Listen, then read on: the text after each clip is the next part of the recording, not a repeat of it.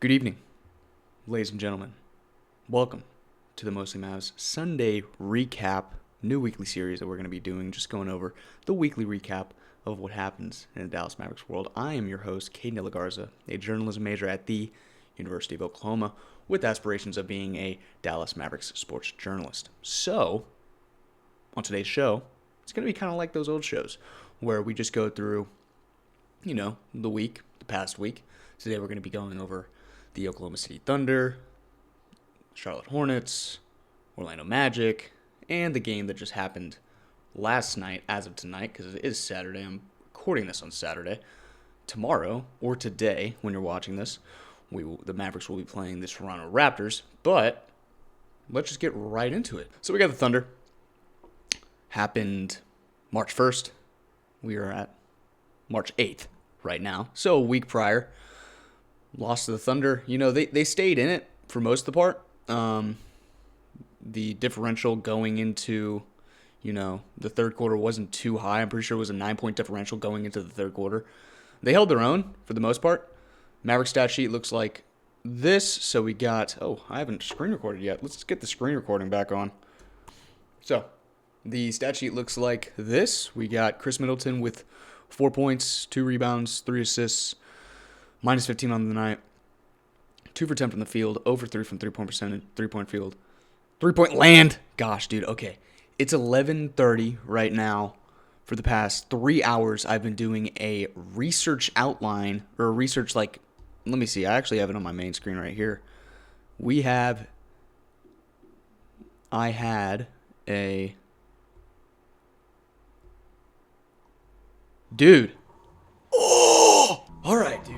Apologies for the technical difficulties for the past however long you've been watching. Hopefully you're still watching, because this is a disaster right now. The first edition of the Sunday weekly recap. We can't even get the freaking camera to stay straight. So, going back to what I said. I had a research project. So, research project and presentation part 2, information processing. So, I went into this assignment thinking, the topic selection for it was just broad, it's based on communications, how communications could help you in a sense. I'm minoring in communications over here at OU. So my beginning strategy was how communications has a direct correlation to success in corporate America. And then I got feedback on my topic proposal, and he was like, this doesn't connect too much to communications. And I was like, I could see where you see that, okay? Because I don't even know how communications goes into that, because I haven't been researching it. So I had to change up my entire thing. Now I am on how media framing affects the professional sports and audience perception negatively and positively. Hopefully that's good enough that it gets accepted, and I can do it because I just worked on it for about 3 hours because I had no idea what to do. And for about an hour I was thinking, 2 hours I was trying, and then by hour 3 I think I got it. So hopefully we're good. No more school. Done with school. Let's get to the Dallas Mavericks. Caleb Martin played 30 minutes. He had 18 points, 3 rebounds. He shot 6 for 11 from the field. I think this was his best scoring game as a Dallas Maverick, I believe. Don't quote me on that, but I have pretty high confidence that it was. He's still getting better and better. He's looking better and better. Offensively, he's kind of getting more confidence to him, which I kind of like to see out of Caleb Martin, especially if we're going to keep him this next coming year. He's going to be $9 million on the books, I believe. But yeah, if Caleb Martin can continue to be a stopgap kind of guy at the forward spot while PJ and all these guys are hurt. Coop was out for this game, so most of these games were without Cooper Flag, except the last game that we're going to cover, which was the Celtics game. But yeah, if Caleb Martin still proved to be a good stopgap power forward for the Mavericks while everybody's hurt and coming back from injuries and everything like that, he might still have a good roster spot in this team next season. We'll get into more of the roster stuff later on in the show. But Daniel Gafford, 22 minutes, 8 points, 7 rebounds.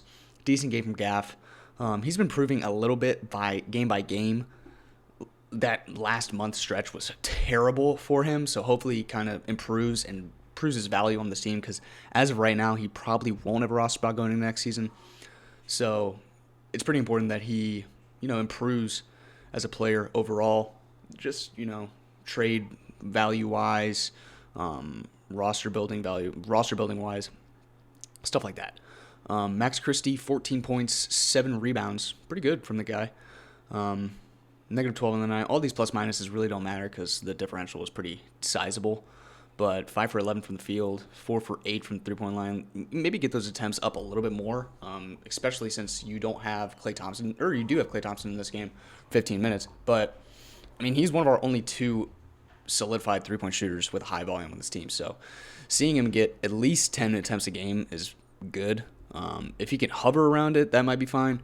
But if Klay Thompson's getting you 15 minutes and Max playing 35, you probably got to see a little bit more threes out of him and more shot volume, like 11 shots for him. I'm looking at Max Christie. I'm like, let's get 15. You know, the tank's going on, tank's rolling. You might as well just get a bunch of shots up, work on your development going into next season because he definitely is going to have a roster spot. So just seeing him improve, let's hope to see him improve a little bit more. Brandon Williams had 24 minutes, 14 points, 3 rebounds. He's rebounded the ball pretty well, honestly, for the Mavericks right now, which has been kind of surprising. But 3 assists. His assist numbers have been going up as well in this past, 2 or 3 months. No threes.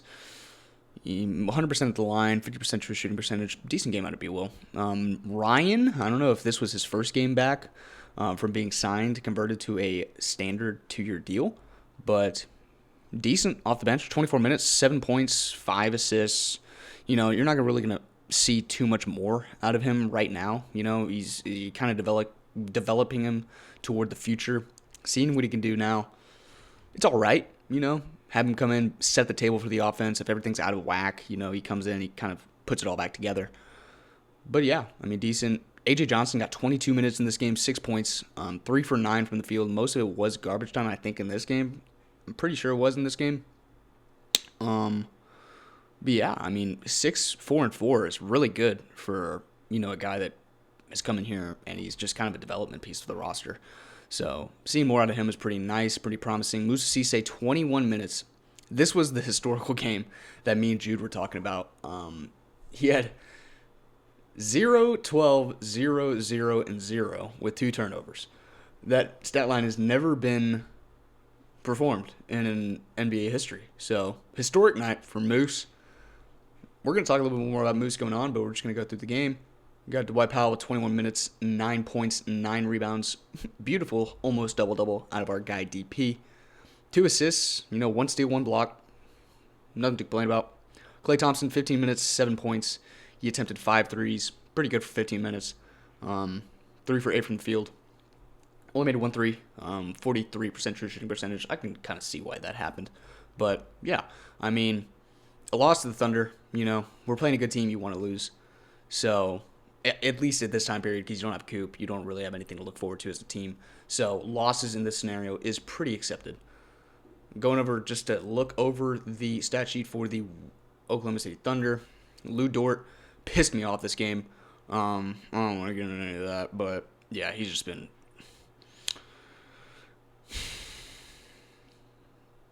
I really do not like Lou Dort, man.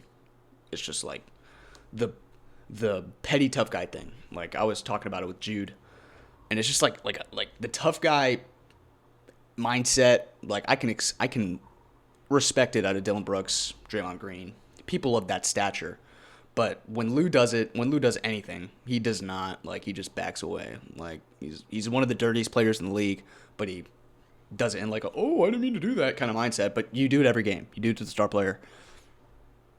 Come on, man. Figure it out, bro. I know you're not going to watch this video, but I wish you do. Please stop doing that shit, man. It's pretty annoying. But yeah, Chet, 19-9. Pretty good game from Chet. Chet, he's having a pretty good year this season. He's kind of added on a little bit to his scoring arsenal. He is still skinny, and he can kind of get shut down by some bigger bigs.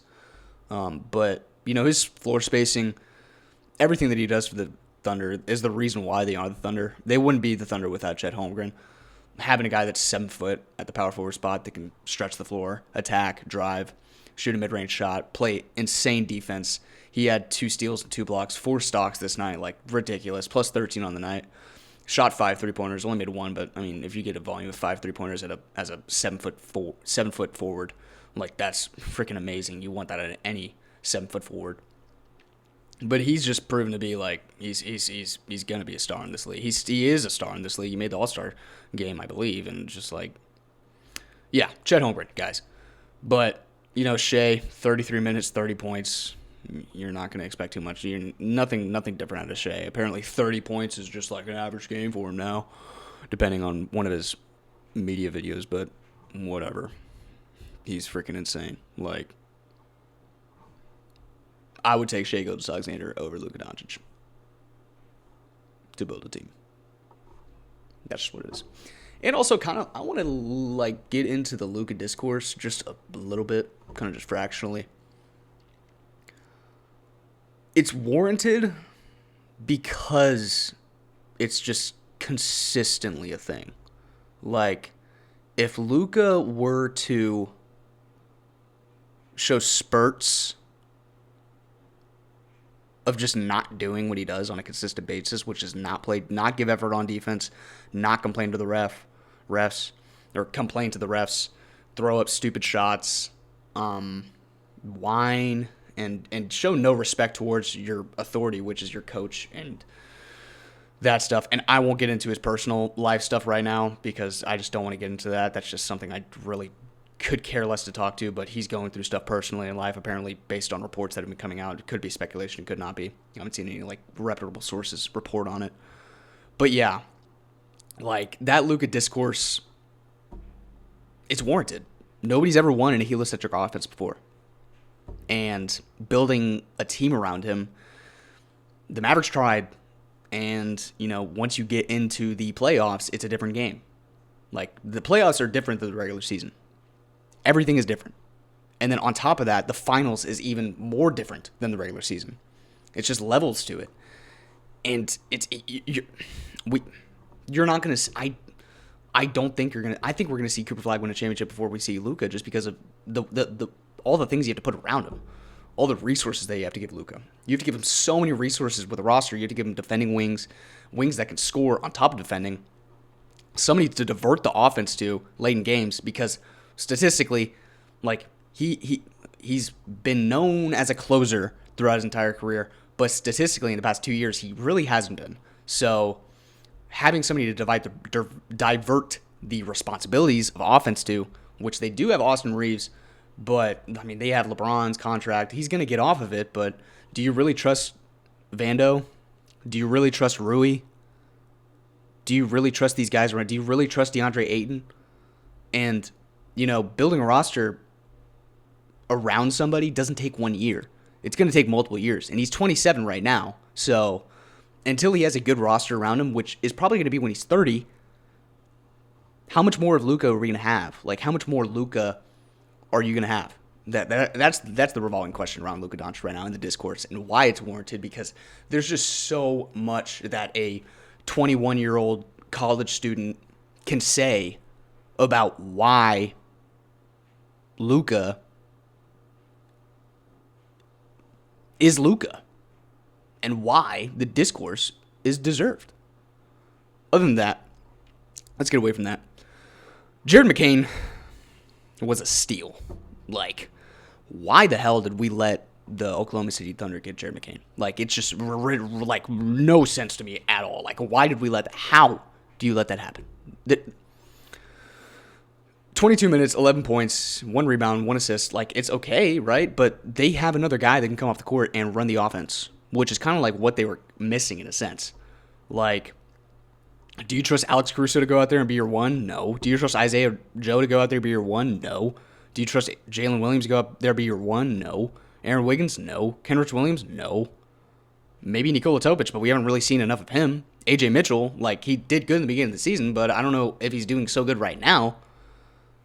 And, like, the only other person you could divert the offense to is Jalen Williams. J-Dub. But he's been in and out all season.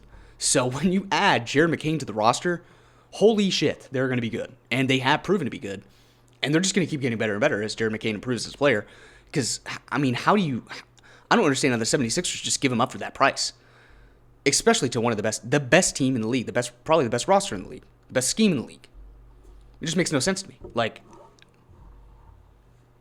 Are you not trying to see this team in the finals?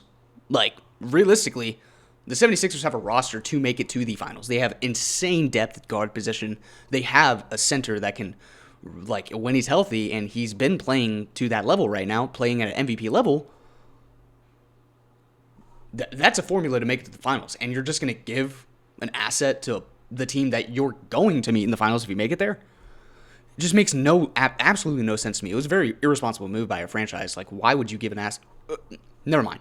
Jared McCain has completely transformed Oklahoma City, and they're going to be. I mean, they're just going to keep getting better and better, and they're just going to roll out players because they have more draft picks than available roster spots over the next however many years. So they're just going to roll out players. They're not probably Hart's not going to be there. Lou Dort's probably going to be gone in a couple years. Alex Caruso is going to be sent out, and they're just going to keep rotating in just draft picks. I have no idea how long Oklahoma City Thunder, the Thunder are going to be good, but it's going to be damn long. It's going to be a long time. It's going to be a really long time. Okay, done with the Thunder. Let's go into the Hornets. Mavericks lose 90-117. So much media coverage is just about how Cooper Flagg was not playing this game and Con Knippel was, and how it's just going to be better for Con's rookie of the year race campaign, whatever. I don't care. Like, that's just like, what? Okay, Cooper Flagg is Con Knippel. Yeah, he's a great scorer. He's one of the scorers of the team. Advanced statistics like have him as the most win shares contributed for that team, for the Hornets. But does he have the responsibility of Cooper Flagg? No way. Con Knippel is a scorer, a shooter, all right defender. But his role is to score the basketball. Cooper Flagg's role as a rookie, a 19-year-old rookie, a 6'9" forward, his role is to run the offense, guard usually the best player or be the number one help defender, score the rock, facilitate the rock, and do everything. Rebound, like everything. So the comparison between them two, you can't really compare advanced statistics because one of them has a responsibility that is 10 times the other guy, and their numbers are still comparable. So yeah, put a cap on that. You can think whoever you want you think the rookie of the year is. Unbiased opinion from me. I promise you it's unbiased. Cooper Flagg has to be the rookie of the year, just based on load and what he's doing with that load compared to the load that Con has, which, I mean, he's doing an amazing job at scoring. He's the best scoring rookie. But he has nowhere near the responsibility of Cooper Flagg. But let's get into this. Chris Middleton, 9 points, 8 rebounds, 3 assists, still looking good, decent. PJ had a decent game, 13 points, 2 rebounds. They kind of diverted to him a lot throughout this game, and he kind of took advantage in some circumstances. When they needed a bucket, they really did go to PJ. That was more throughout the first half, but they did kind of lock him up a little in the second half. Daniel Gafford, 21 points, 10 points, 6 rebounds, 2 assists, 2 steals, 1 block. Decent game out of Gaff. Max Christie, 11. This kind of started that really bad slump, like the slump we're in right now with Max Christie, shooting-wise. 33 minutes, 11 points, 5 rebounds, 1 assist, 1 steal, -1 on the night. He had 1 turnover. Shot 4 for 15 and 1 for 9 from 3. Ooh. But it's all right. Shooting slump. He's going to be fine. Let's go look at his I kind of want to look at his how he's doing, how his shooting numbers are changed. Still shooting 41% from the three-point line, which is elite. 45% from the field, which is, average. 61% true shooting percentage, which is good. It's pretty good. It's above average. So yeah, I mean, Max, he's still doing good. He's fine. He's gonna be better. Like he's gonna be okay. Nothing to worry about Max Christie. Again, you're looking a couple years in the future when you're thinking about Max. You're not really looking at right now. Brandon Williams, 27 minutes, 18 points. A really good Brandon Williams game. It just seems like it's either Brandon Williams or it's Najee Marshall who takes on the scoring load every single night whenever Cooper's not in there or Chris Middleton's off. Which, I mean, they've been proving to be good. They've been proving to be the guys to rely on. And as the days go on, I'm thinking that Brandon Williams is definitely deserving of a roster spot next season, no matter if they get a point guard, if they don't get a point guard. But yeah, I mean, Brandon Williams, having a scoring guard to his stature It's really important when it comes to winning basketball games, and it's also really important when it comes to playoff time. Having a guy that can come off the bench as a guard that can score, not only just set up your offense, but score. And he's also been doing better assist-wise, facilitating. He only had one this game, but he's really bumped up those numbers as of late. So yeah, Brandon Williams is doing good. He's all right. Dwight Powell, 12 and 4, 26 minutes. Dwight still doing Dwight stuff. He's still like really consistent at his age, which is so surprising. But Dwight gives you all you need from him every single night, and he really doesn't have too many just terrible games. But yeah, I love what Dwight's doing. Caleb Martin coming off the bench for 26 minutes. He's been getting a lot of minutes recently. 26 minutes, 9 points, 1 rebound. Decent. He was minus 29 on the night, so, probably not a good game overall from him. But he's had a lot more responsibility recently because, Najee didn't play this game, and Cooper's been, in and out a lot. So, Ryan, 6'5" and 4. Pretty good, man. Good. That's good. Minus 14. The differential was 27. So, minus 14, that's decent. That's all right. 2 turnovers, though. You can see it. Not a high shooting volume, but, he's all right. He shot 3 or 4 from the line. He's getting to the bucket. John Polakis. This guy shoots 45% off 8 threes a game, and you sub him in as your two-way guy that you're giving him a chance, and you can't even get him, more than 1 attempt from 3. What are you doing? Just put him in the clay roll. Off-ball screens, pin downs, elevators, Spains. Didn't see a single one of those. So, I understand he's a two-way guy, but, dude, if he's shooting 8 threes a game and he's 45% on them in the G League, bro, give him the rock. Come on, dude. Give him more than 1 attempt. He's played 14 minutes. He shot 1 3, and he's averaging 8 a game. I said he looked like a good glue guy. He had 0 points, but he had 5 rebounds and 2 assists in 15 minutes. That's decent. He minus 7 on the night, and they lost by 27. Come on. What do we... Never mind. A.J. Johnson with 13 minutes, 2 points, 2 rebounds. All right, he's very raw scoring-wise. He's very raw everywhere. He's so athletic. He could be somebody pretty decent as a rotation guy in the NBA, but it's going to take a little bit of time. We'll go look over at the Hornets just briefly. I know that, this game really, they had 8 players in double figures? Yeah, they had, All right, quick intermission. My phone storage just went berserk, so we're kind of compromising right now. I also have to charge the freaking whatever it's the gimbal. I have to charge the gimbal because it died, and but I'll use this time to tell y'all, if y'all haven't liked, subscribed, commented, go ahead and do that. Click the post notification button right now. Also, go follow the socials, the X, TikTok, Instagram, content on there. We're trying to get more active on those. Just to keep y'all posted, various content, mostly stuff that's surrounding the Dallas Mavericks. So, if you haven't done that, follow, comment, share, turn on post notifications. Go give Jude a follow, too. Jude knows ball on X. He gets out some pretty cool stuff, some funny commentary, makes some jokes sometimes, too. He's a pretty cool guy. But yeah, do it. Now. All right, okay, so I have to be quick because we are back and we're good. But 7% on the MacBook, 18% on the phone. Hopefully the storage is good. I need to go back and forth and check that out just in case. But let's go to the Charlotte Hornets. So yeah, Brandon Miller, freaking insane. Pretty good first half from him, 17 points. Kind of fizzled off towards the second half of the game, but 5 rebounds, 4 assists, 1 steal, 2 blocks. He's ridiculous.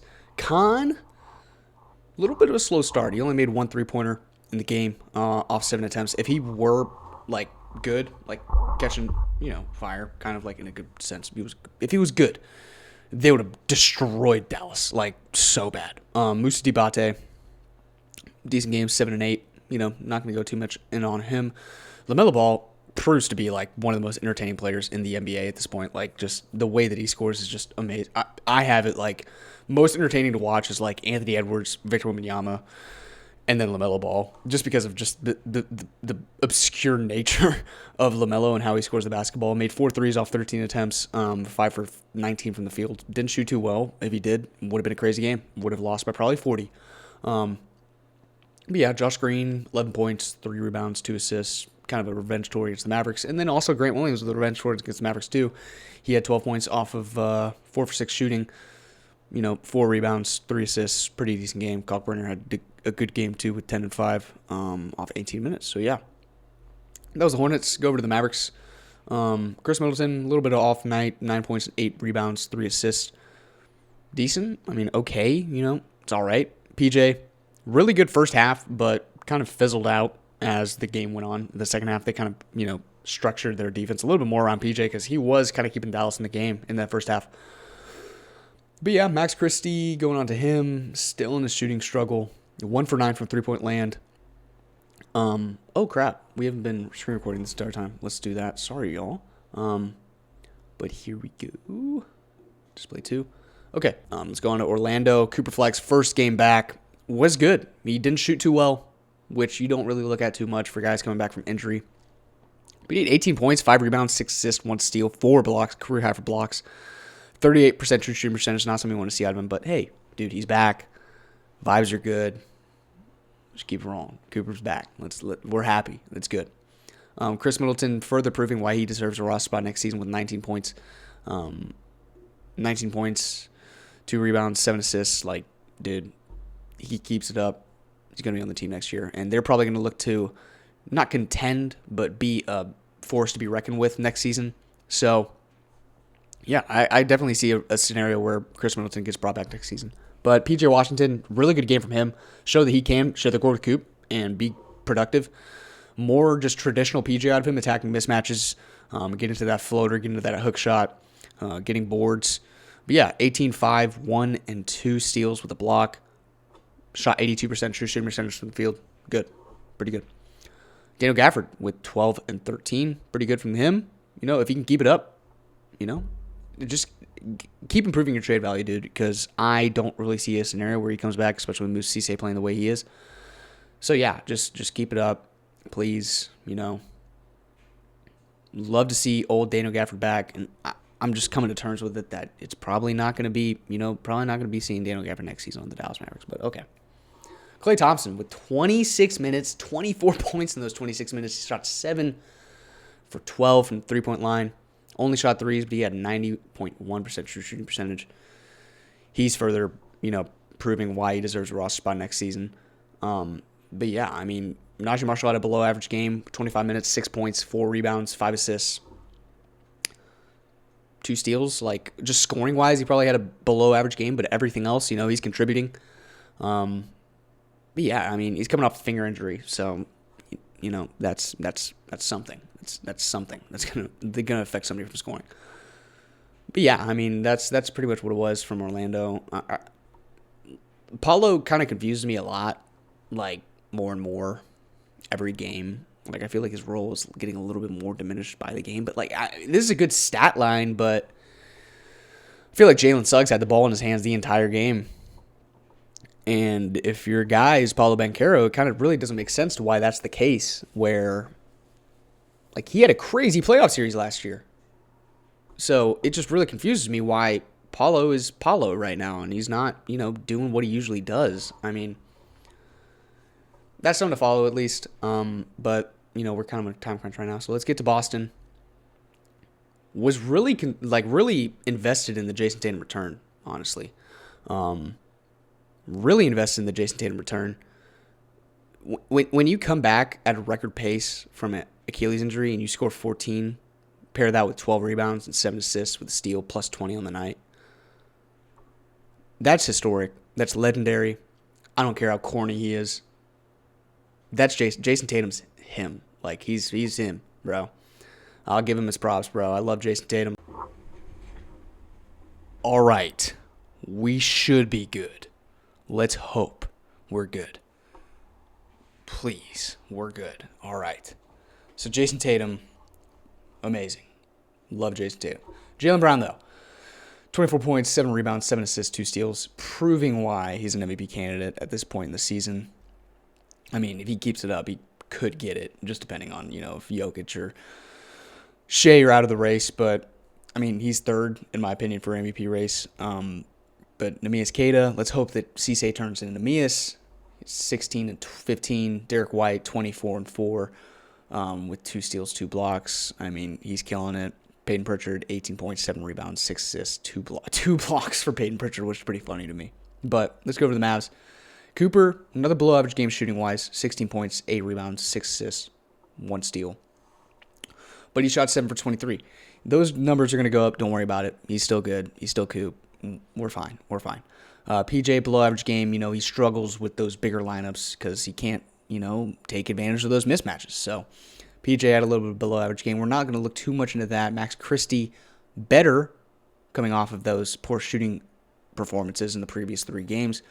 But yeah, I mean, still get those numbers up 3-point shooting wise. He should be good if he does that and get it up to 10 3-pointers a game. We're going to keep pushing that until he, doesn't on a consistent basis.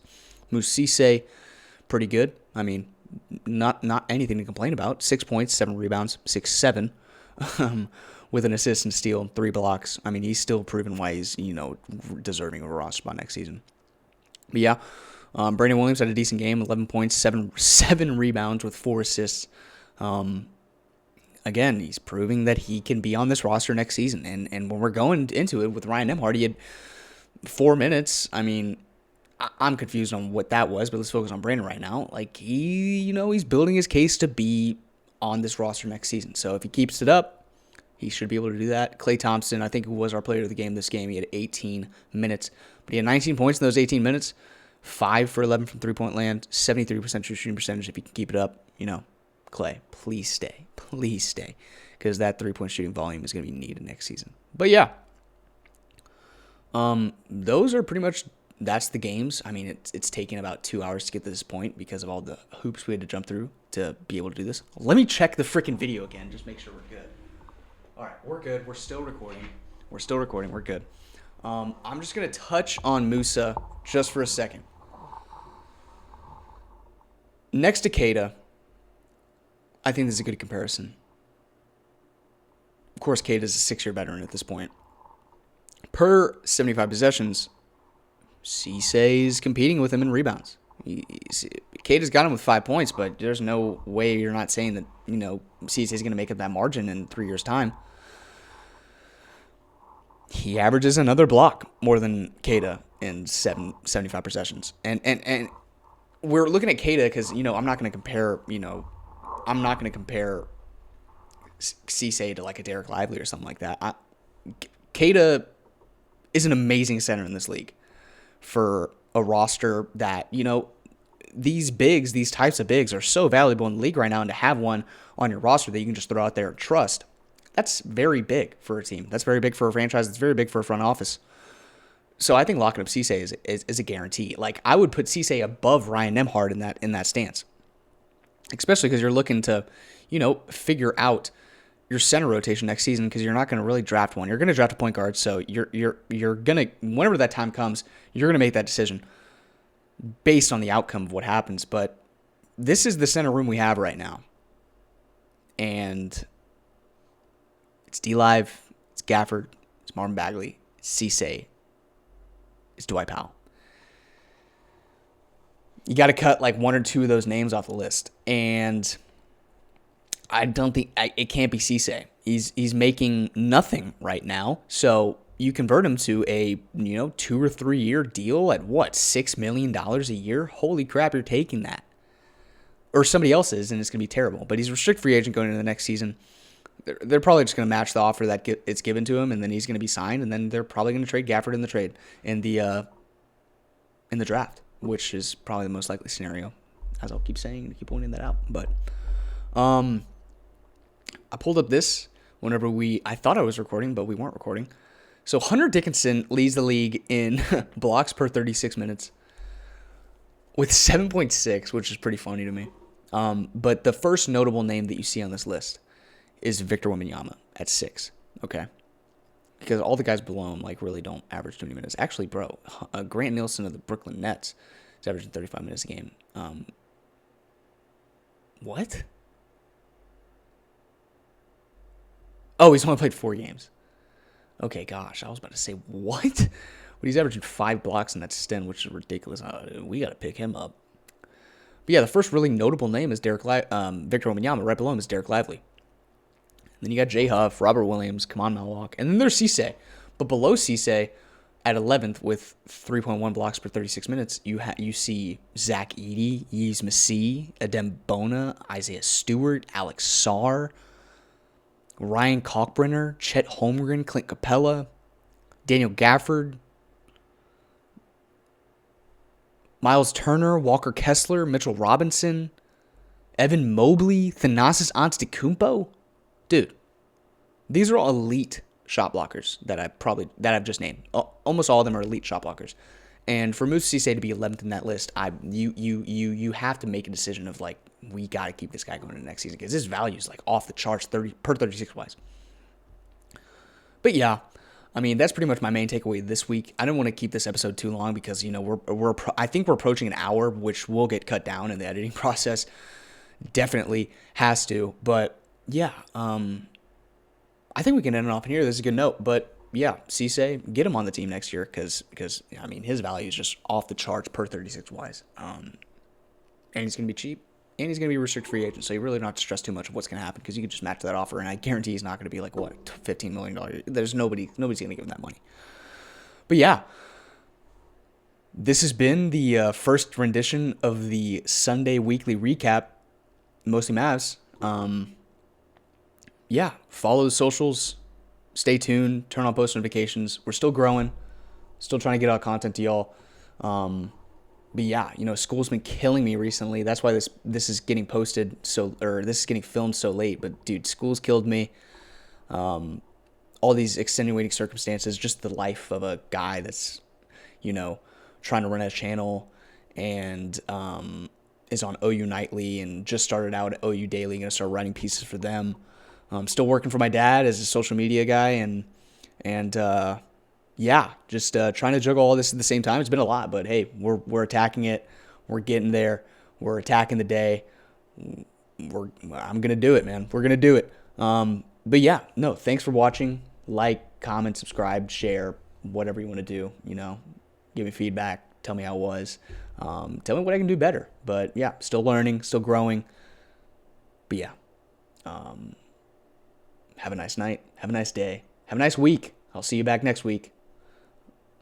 Catch y'all later.